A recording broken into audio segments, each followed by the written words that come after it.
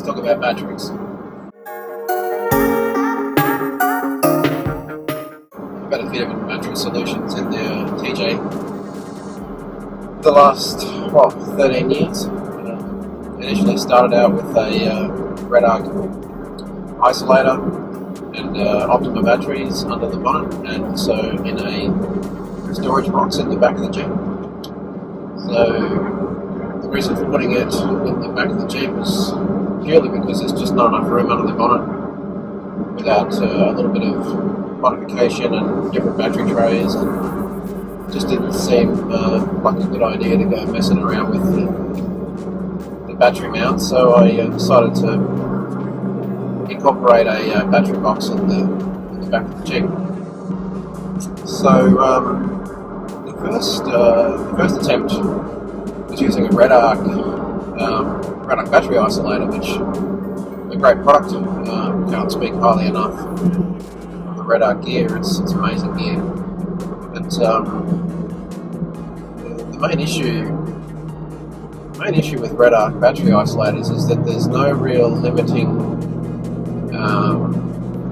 of the current flow to the auxiliary battery. So once the engine starts, the isolator detects a certain level of voltage, basically opens the circuit from the alternator to the second battery, and the full power of the alternator is being sent to that battery.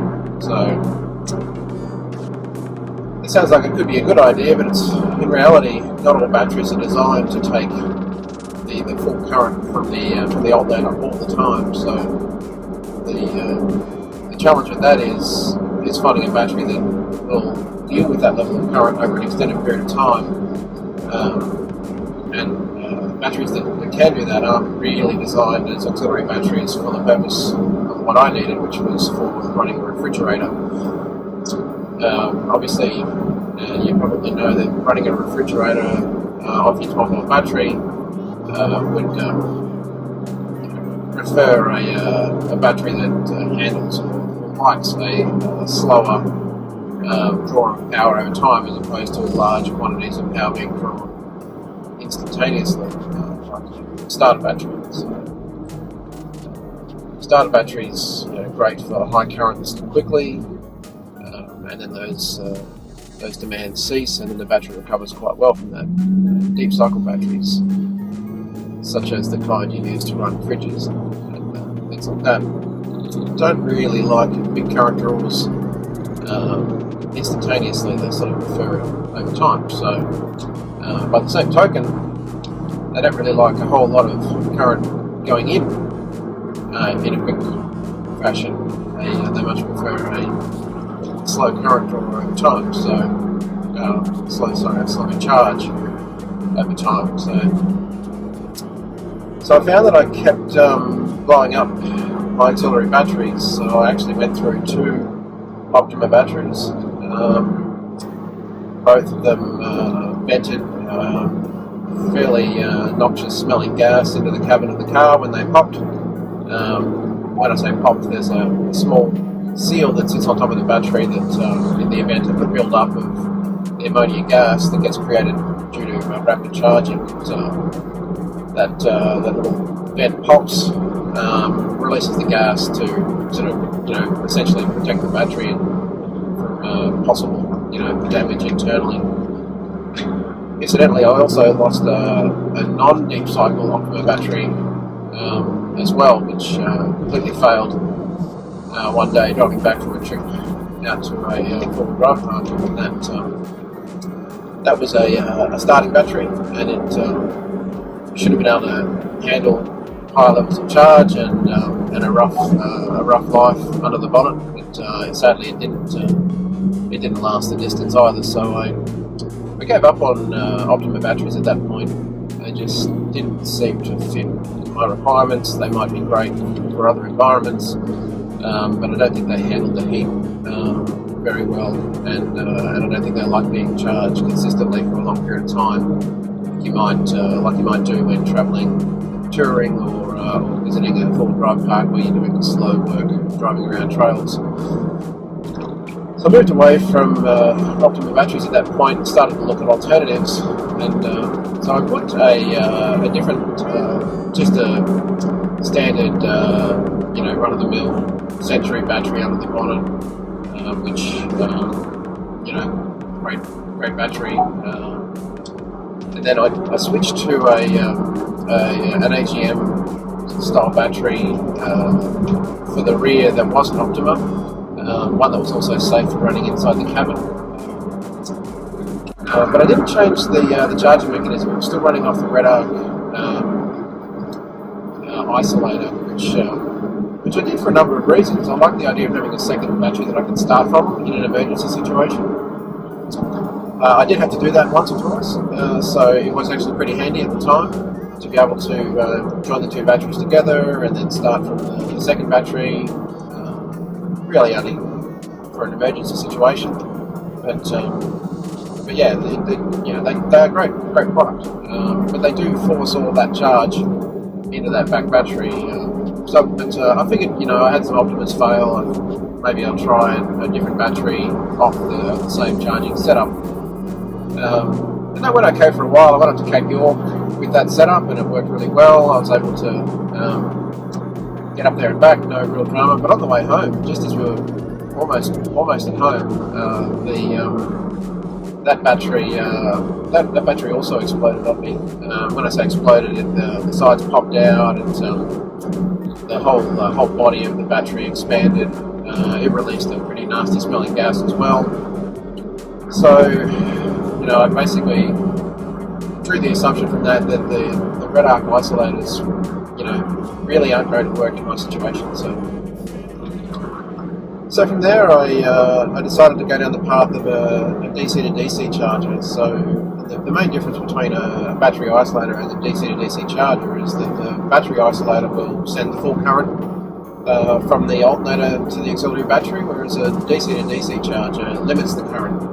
So they operate on a stage charging level where they go through multiple stages of bulk input, the input then slows down, and then it sort of trickle charges to keep the battery at an optimal level. So it's more of a smart charging structure as opposed to a just all the power coming from the alternator.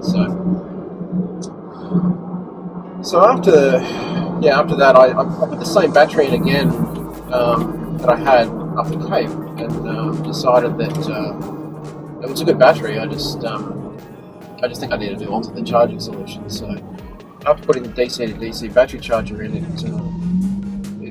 turned out to be a relatively good move.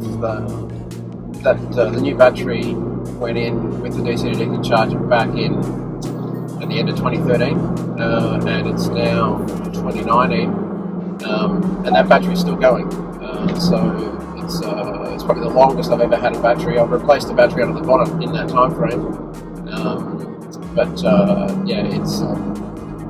the DC to DC charging solution is definitely optimal when you're running an auxiliary battery. It's probably no surprise to a lot of people, but it certainly was something that I wasn't aware of at the time, and obviously learned a fair bit through a few batteries over the time. I'm still not a fan of Optima batteries. I don't think they're suited for Australian environments. I think they suffer from heat a bit too much, and so I think if you're going for a battery in Australia, I'd be looking at some sort of a purpose-made starting overland style battery for starting and witching duties, and for your fridge, definitely look at some sort of a purpose-made deep cycle battery.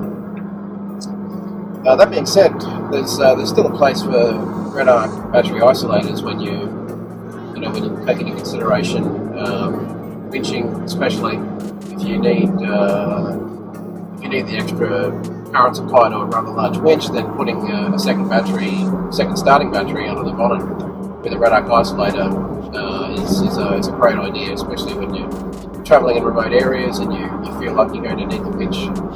Having a second battery that you can join with your main starting battery to do winching duties is, it's definitely a great idea. So, the ideal solution, if you've got the space for it, is there's two starting batteries under the bottom with a red arc battery isolator in between those two, and then a DC to DC charger to charge your auxiliary battery. Now, from a space perspective, you're probably still not going to fit 3 batteries into your bonnet, and I wouldn't advise that anyway. I would always advise to have your fridge battery or auxiliary battery in the actual vehicle. And there's plenty of batteries you can choose that are safe to carry inside the cabin. You can get some great battery boxes to store them in. I'd also recommend putting your DC to DC charger inside the cabin as well. I certainly wouldn't want to mount that under the bonnet. It just gets too hot under the bonnet for electronics like that. So having a fairly decent cable running to the battery charger in the cabin, obviously fused as close to the battery as possible. That's definitely the best way to go from a DC to DC charging perspective. So there's been a lot of talk lately about different battery technologies for deep cycle batteries. There's a few technologies coming out these days, and everyone has an opinion one way or the other on different battery technologies. I don't have an opinion specifically. I've been pretty happy with the AGM style batteries. I know there's a whole bunch of rhetoric around the lithium-ion batteries these days, and there's also the lead crystal batteries that are coming out. So it really comes down to your use case. If you've got a real space issue and a weight issue, then lithium batteries are great. If you don't really have a weight issue, I hear lead crystal have a really good reputation as far as the ability to drain to almost flat. So, it really comes down to your use case and what you prefer. The one thing you need to be careful of, though, is if you do employ the use of a DC to DC charger, you need to make sure that it has a charging profile for the battery that you choose. So most DC to DC chargers support AGM batteries. More and more these days, manufacturers are supporting lithium batteries as well. So really just do your research, speak to some of the manufacturers of these batteries and chargers, jump on the forums, see what you can find for batteries in your scenario. But it's an interesting topic and one that I've learned lessons from along the way. So if you have any thoughts or tips, then feel free to comment, and we'll talk to you next time. Take care.